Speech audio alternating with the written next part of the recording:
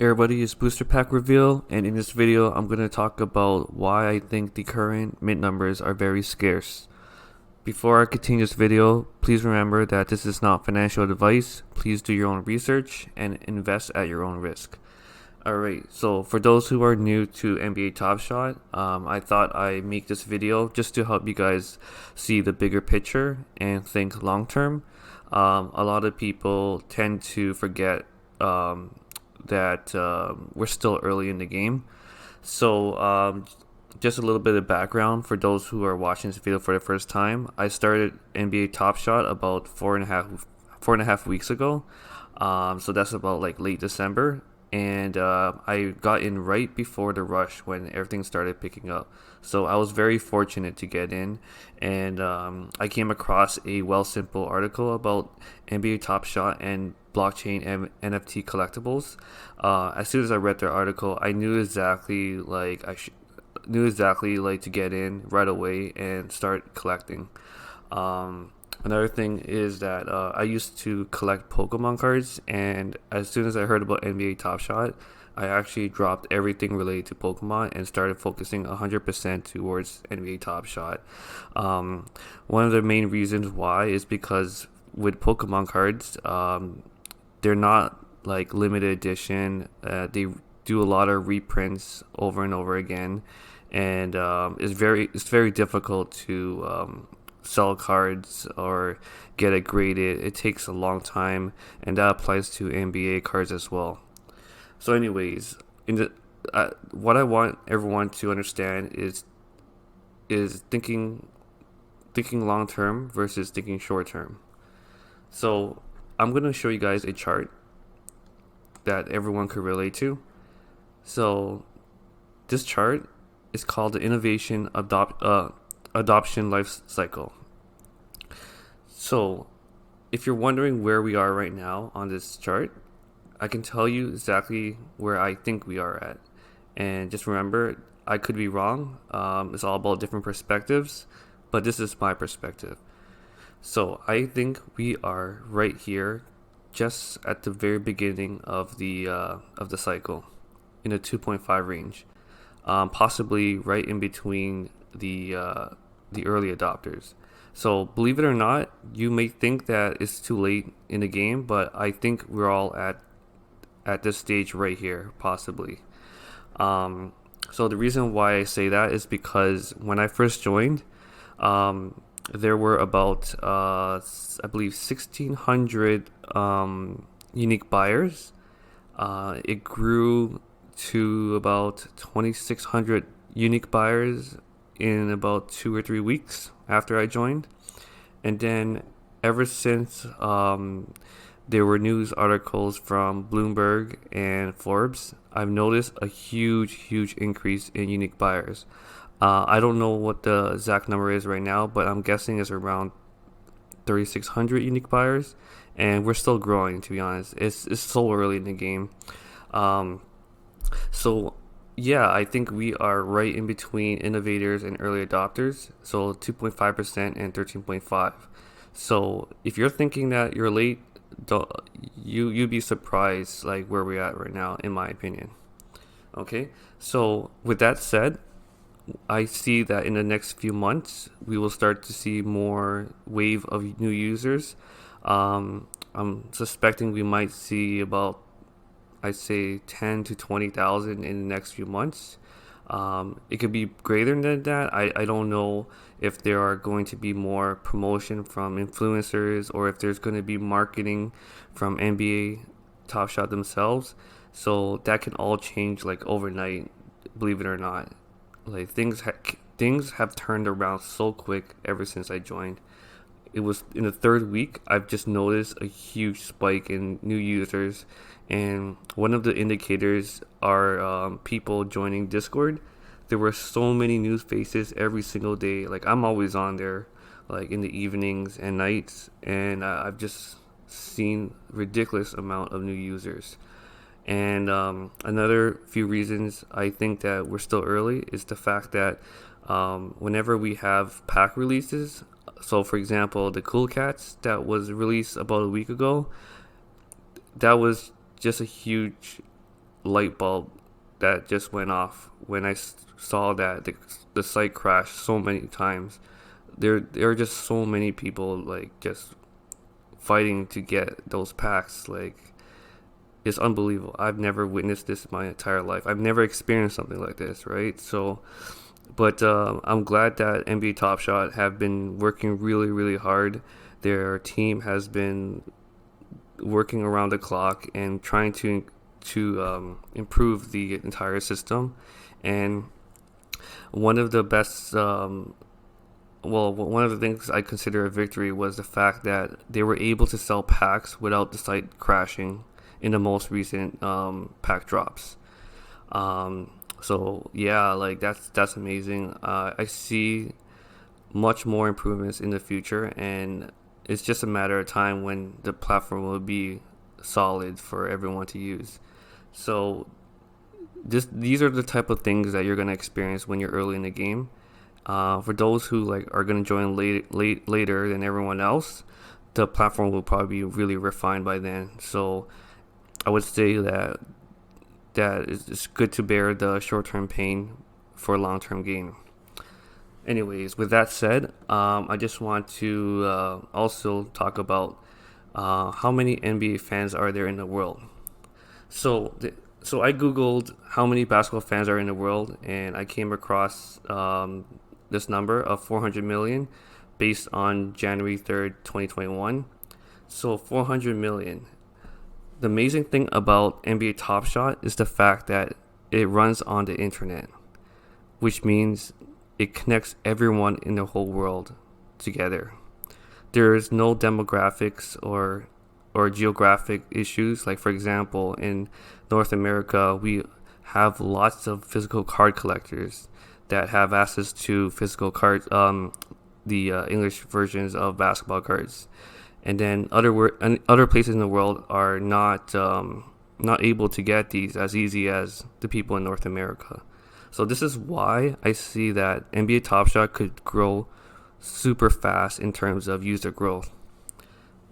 And I think based on what I've been hearing, we're close to like 10,000 or 15,000 people right now that signed up.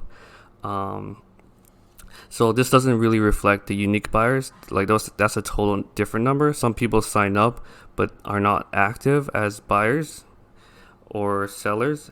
Some of them just buy like a few things and just hold and they come back. So those numbers can be skewed, and that can change over time when we get a better idea of how many more users enter the space. So the sample size is very small at the moment, but I think that once we get a larger sample size, we'll start to see more stability and less price fluctuations. Also, another thing I like to add is the fact that things right now are in price discovery mode. So people are still determining which players, which moments are currently priced at right now, because it's still something that we all need to figure out. But once we get a bigger sample size, the consensus will figure that out. And if you were to compare this to the physical card market, we don't know exactly how many cards are printed out in the world, right? So let's pretend that, like, Panini or some other companies print like 100,000 or 200,000 of each card. Like, how do we keep track of those stuff, right? So we don't know exactly how many printed cards are out there, but on NBA Top Shot, you know exactly how many are minted, and that's the beauty about it. And I find that super attractive in the eyes of collectors, because now we understand how scarce certain things are and why the numbers matter in terms of mintages of the cereals. Okay, so I know this is a long video and just me rambling on, but I want to show you guys an example of the mintage numbers for Series 1.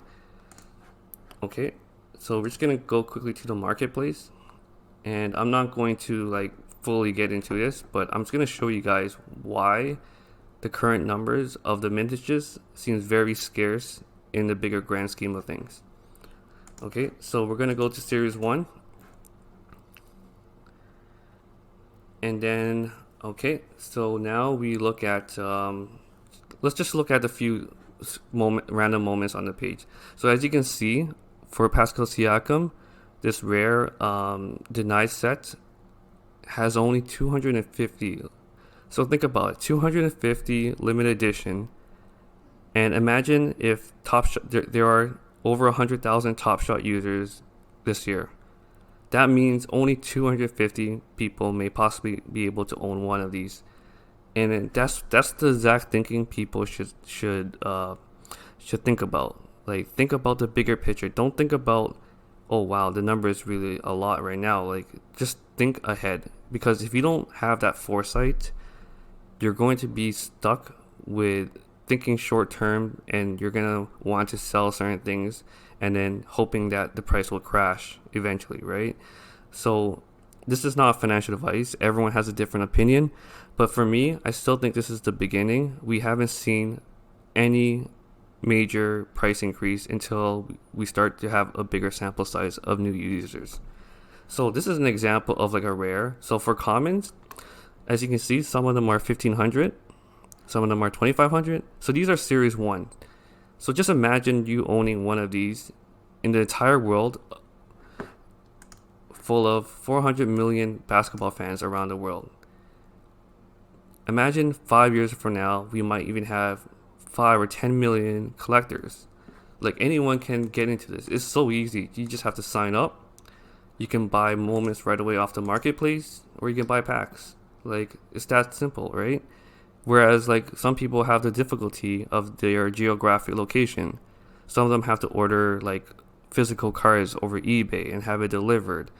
And then some have issues of being in very dense rural areas, or yeah, it's just insane. Like, imagine living in the city. Like, you're competing with so many people going to that Walmart trying to get those physical cards off the shelf, and you're gonna see empty shelves all the time. Whereas when you go to the marketplace, it's just a one click away, and you can see all the available moments you can buy with just one click away, right? So that's why I see that the growth will be really fast, because it's connecting everyone in the entire world through the internet. Okay, so that's an example of series 1. So let me show you guys series 2. So a lot of people, I've been lurking on the Discord channel. I was just reading a lot of comments from all these new people, and then a lot of people are complaining, wow, there's like 12,000, right? That seems like a lot. Like, that's just crazy, right? But when you think about it, 12,000 is nothing in comparison to 1 million users. So this is the type of thing that people need to think about when it comes to collecting. Think about the ratio of cards compared to the potential amount of new users. So let's look at series 2.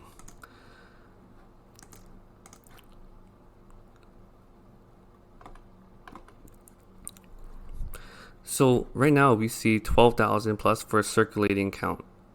For rookies, you're looking at 4,000, and then you got star players that go for 7,500 limited edition. So 12,000 will be nothing in comparison to the amount of circulating count for future pack release, because I believe that every single time when a pack gets released, there's going to be an increase of circulating count to accommodate the amount of new users. So I don't know how many packs were made for the current series 2, but we can just get an idea here. So as you can see the numbers, you're looking at let's see here. Let's go view more, and then we're gonna look at series 2. Okay, let's see here. Let's just look at this. So we have series 2 release 6. So the last amount was 25,000. The one before that, release 5, was 25,000. Release 4 was 27,000. Like, that's nothing compared to the amount of users we're gonna get in the future. So I see these 25,000 multiplying by double, like 50 or even 100,000. So we might even see like one set with possibly like 500,000 packs. So that means that 12,000 could end up being like 25,000 or 30,000, right? So yeah, you just have to think about it in that from that perspective. And once you understand that, you'll understand why it's so important to collect and hold the things that you like for a long-term collection portfolio.